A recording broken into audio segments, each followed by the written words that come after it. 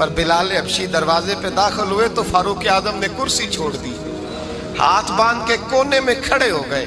کالا رنگ ہے، نام بھی لکھنا نہیں جانتے، زمانے میں تعارف کوئی نہیں۔ حضرت عمر نے ہاتھ باندھا ہے، لوگ کہنے لگے عمر تو کیسے ہو، کس طرح سے نہیں ڈرتا، یہ کون آ رہا ہے جس کے لیے تیرا اتنا استقبال ہے؟ حضرت عمر کہنے لگے چپ کر جاؤ، اس کی بات نہ کرنا، اسے آنے دو، اسے آنے دو، اس کی بات نہ چھیڑنا۔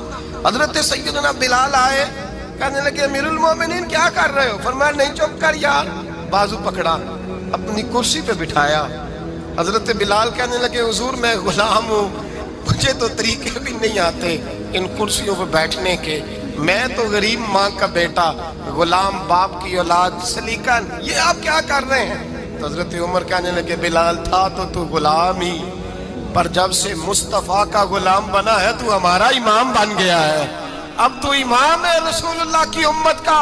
فرمایا وہ مجھے دن یاد ہے جب مکہ فتح ہوا تھا، بت ٹوٹ گئے تھے، بڑے بڑے سردار تھے، اور میرے نبی نے فرمایا بلال سے کہو کعبے کی چھت پہ چڑھ کے اذان دے۔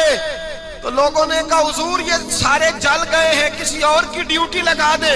حضور نے فرمایا چپ کرو، بدر میں مار کھا کے اذان پڑے تو بلال، احد میں پتھر برسے اذان پڑے تو بلال، تپتے صحراؤں میں پڑے تو بلال، ہر جگہ مار کھائے تو بلال۔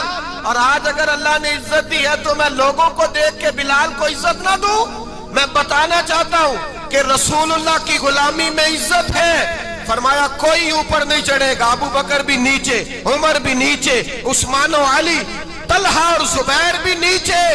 آج یہ حبشی غلام کعبے کی چھت پہ چڑھے گا اور میں دنیا کو بتاؤں گا کہ اصل عزت اسی کے پاس ہوتی ہے جو رسول اللہ کا غلام ہوا کرتا ہے۔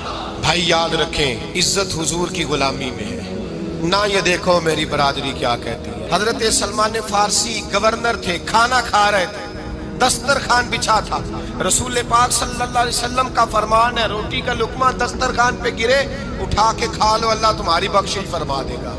دسترخوان صاف ہوتا ہے، روٹی، بڑے گورنر تھے آپ، بڑے بڑے سفیر بیٹھے تھے، وزیر بیٹھے تھے، روٹی کا لقمہ گر گیا۔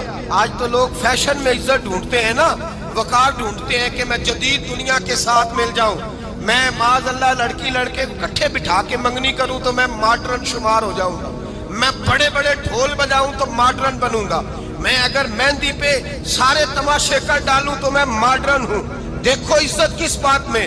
حضرت سلمان فارسی روٹی کھا رہے تھے، سفیر، وزیر، نہ جانے بڑے بڑے لوگ بیٹھے تھے، کھانا کھاتے کھاتے لقمہ گرا دسترخوان پہ۔ حضرت سلمان